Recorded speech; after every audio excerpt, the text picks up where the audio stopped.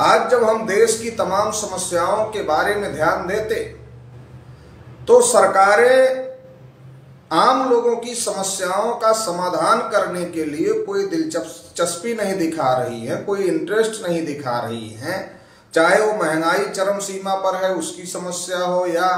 पढ़े लिखे नौजवान बेरोजगार हैं, बेरोजगारी एक बहुत बड़ी समस्या है, हेल्थ लोगों की एक बहुत बड़ी समस्या है, SC ST OBC को जो रिजर्वेशन मिल रहा था अभी सरकार बड़े पैमाने पर निजीकरण कर रही है, तो निजीकरण के माध्यम से SC ST OBC का रिजर्वेशन भी जीरो किया जा रहा है। इसके अलावा जो देश में किसान है, किसानों को उनकी फसल की कीमत नहीं मिल रही है। किसान लगातार इस बात के लिए आवाज उठा रहे हैं कि हमें MSP गारंटी मिलना चाहिए, लेकिन सरकार MSP गारंटी देने के लिए तैयार नहीं है। वहीं मजदूरों के खिलाफ तमाम प्रकार के कानून बनाए जा रहे हैं, बनाए गए हैं। इसके साथ ही साथ देश की जो बहुत बड़ी आबादी है जिसको OBC कहा जाता है,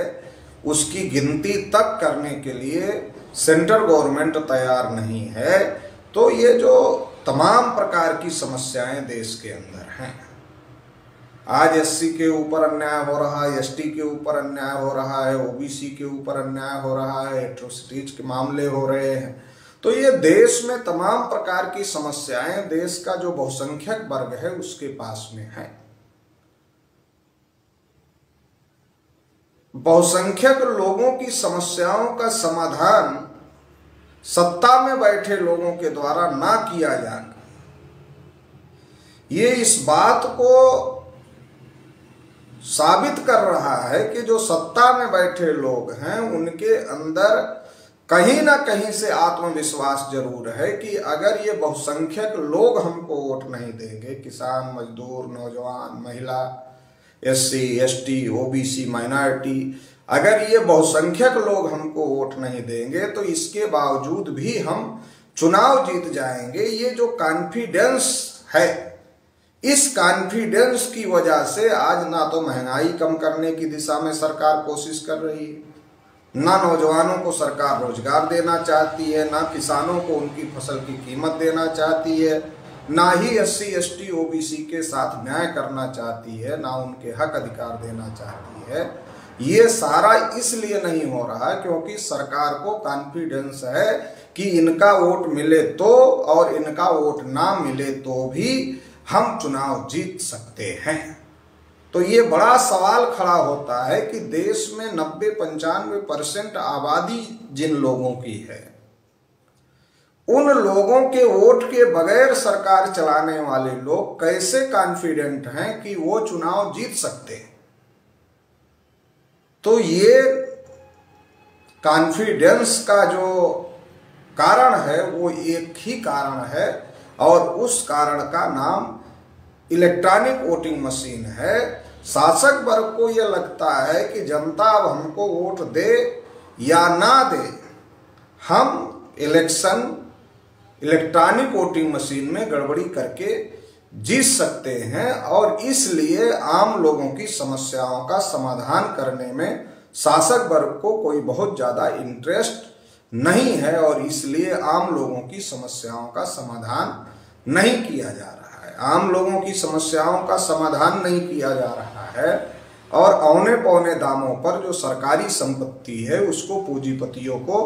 बेचने का काम निरंतरता में किया जा रहा है। और भारत की जो संपत्ति जो पिछले 70-75 साल से जो देश की आज़ादी के बाद जो कोशिशें हुई, उसकी वजह से जो संपत्ति निर्माण हुई,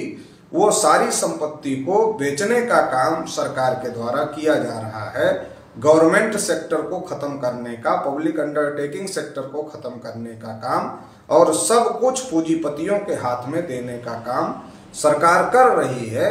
शासक वर्ग के लोगों को इस बात का पता है कि पूंजीपतियों के पास वोट नहीं है,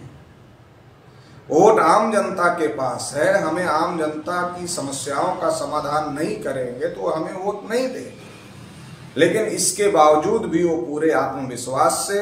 पूंजीपतियों के हित में फैसले ले रहे हैं, आम जनता के हित में फैसले नहीं ले रहे हैं। इसका कारण ये है कि उनको ऐसा लगता है कि हम EVM में घोटाला करके चुनाव जीत कर आएंगे, जनता के वोटों की हमको जरूरत नहीं है। तो इसलिए देश में जो बहुसंख्यक लोग हैं उनको इस बात को समझने की जरूरत है कि आज देश के अंदर अधिकारी कर्मचारी के मुद्दों को नहीं सुना जा रहा है। पुरानी पेंशन को लेकर लोग लगातार आंदोलन कर रहे हैं। अभी 69,000 शिक्षक भर्ती का उत्तर प्रदेश में मामला है, उसको लेकर के लगातार आंदोलन हो रहे हैं, लेकिन सरकार कुछ भी सुनने और कुछ भी करने के लिए तैयार नहीं है। इसी प्रकार किसानों की एमएसपी गारंटी को लेकर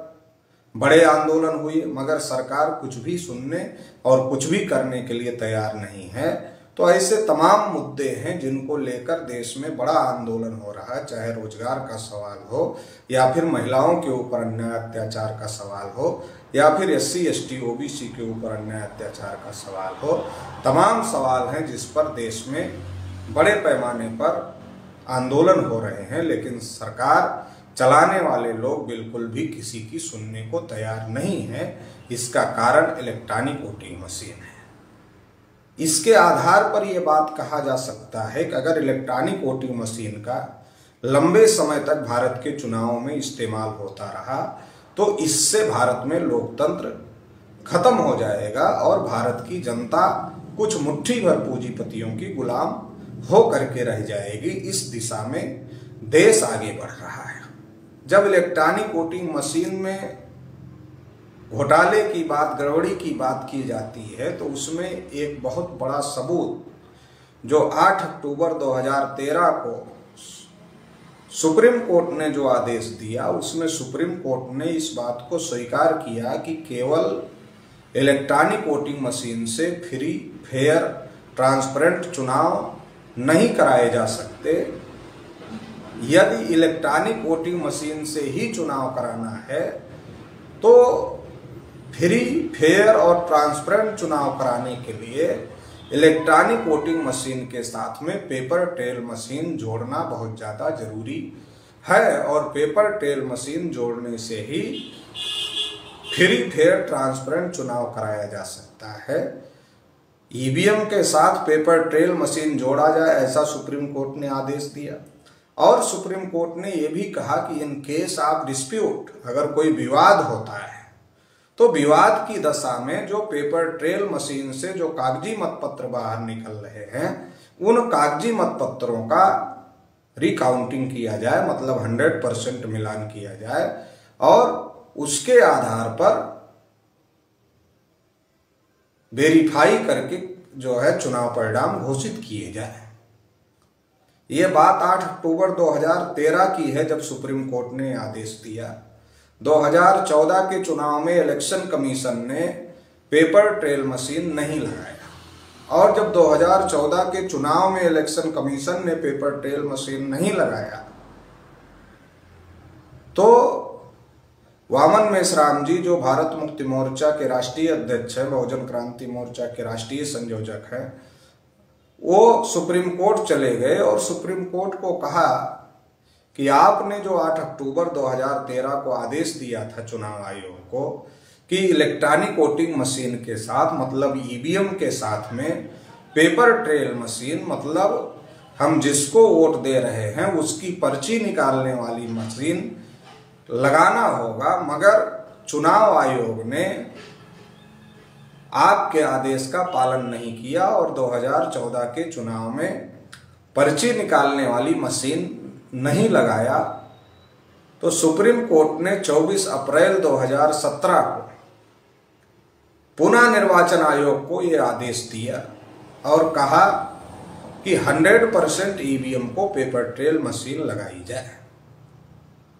24 अप्रैल 2017 को वामन मेश्राम जी की केस में जो फैसला आया, उन्होंने जो कंटेम्प्ट दाखिल किया था उसके आधार पर जो 24 अप्रैल 2017 को फैसला आया,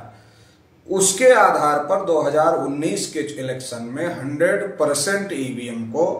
पेपर ट्रेल मशीन, मतलब पर्ची निकालने वाली मशीन, मतलब गड़बड़ी पकड़ने वाली मशीन या चोरी पकड़ने वाली मशीन लगा दी गई। अब